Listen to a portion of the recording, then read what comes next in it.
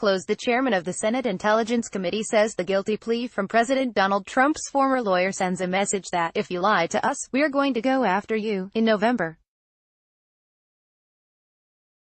30, President Donald Trump called for ex-lawyer Michael Cohen to receive a long prison sentence for his admitted crimes. Trump also accused special counsel Robert Mueller of seeking lies from witnesses. Trump's mounting troubles began Ezra and Connor Shaw. The report that the Trump Organization might have offered Russian President Vladimir Putin a $50 million penthouse apartment in a Moscow development that was under negotiation adds to President Donald Trump's mounting legal troubles and represents a potential national security vulnerability. The president was already facing questions of whether he obstructed justice, whether his campaign colluded with Russia in the 2016 election, and whether he violated campaign finance laws by arranging payments to two women who claimed they had an affair with him. Now, Trump will also face the question of whether he or his business violated a 41-year-old law called the Foreign Corrupt Practices Act, FCPA, which makes it a crime to corruptly offer anything of value to a government official for the purpose of obtaining or retaining business. Talker, was it right to use tear gas on board rushing migrants? Sign up for today's Talker newsletter here, offering a $50 million apartment to the president of a hostile adversary in order to secure regulatory approval and financing for a real estate transaction is a textbook FCPA violation. If Trump or his adult children were aware of the offer, they could also be exposed to significant criminal liability because they stood to benefit from it. Under the FCPA, there does not have to be an actual transfer of something of value, or even a formal offer. The law was written with backroom, wink and a nod, agreements in mind, so even if Trump's ex-personal lawyer Michael Cohen only floated the idea that Putin might be given an apartment when he reportedly spoke to a representative of Putin's press secretary, without making a formal offer, that conduct could still amount to a violation. The report also holds significance for the collusion case. Cohen's previously unreported contacts with aides to Putin in May and June of 2016 represent yet another potential channel of communication between Trump and Putin. Those contacts occurred during the same period that the Russian government was trying to hack the computer networks and email accounts of the Clinton campaign and the Democratic National Committee. They also occurred close to the now infamous June 2016 meeting of Donald Trump Jr., Jared Kushner and Paul Manafort with Russians who were promising dirt on Hillary Clinton. Finally, if Trump or his business had in fact promised Putin the penthouse, in violation of the FCPA, those contacts amounted to compromising information that Putin could have held over then-candidate Trump. It potentially explains why Trump has been reluctant to criticize Putin in public statements. For instance, Trump caused understandable alarm when he sided with Putin over the conclusions of U.S.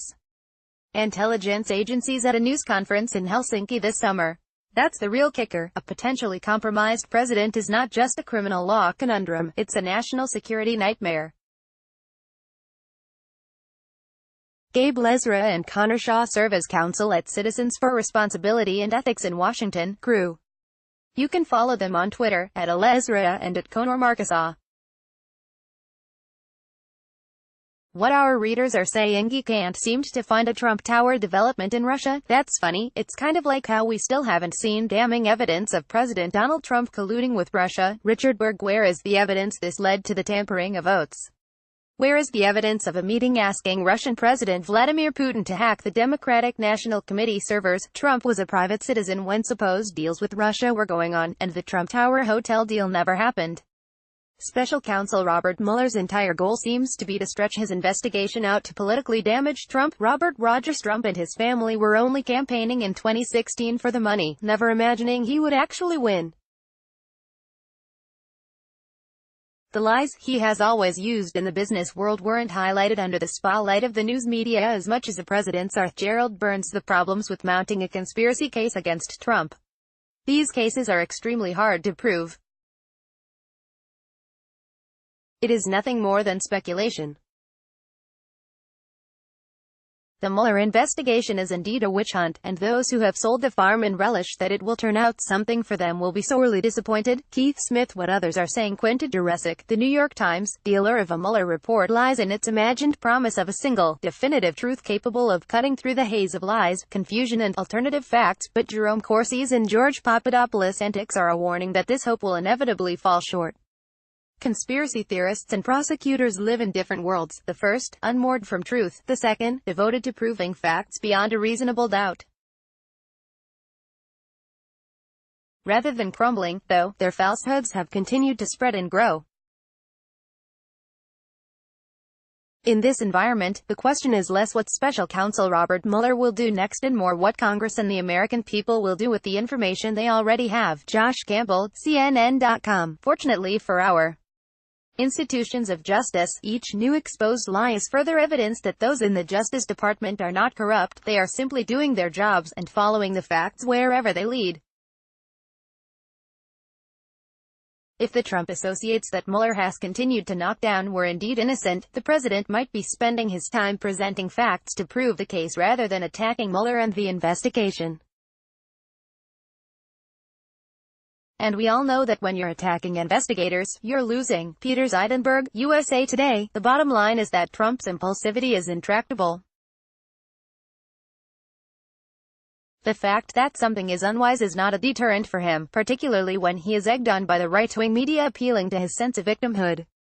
Congress should step up to publicly and loudly support Mueller, insist that the special counsel be permitted to complete his investigation, and make clear that any interference could lead directly to impeachment. To join the conversations about topics on USA Today or provide feedback to this newsletter, email jrivera@usatoday.com, comment on Facebook, or use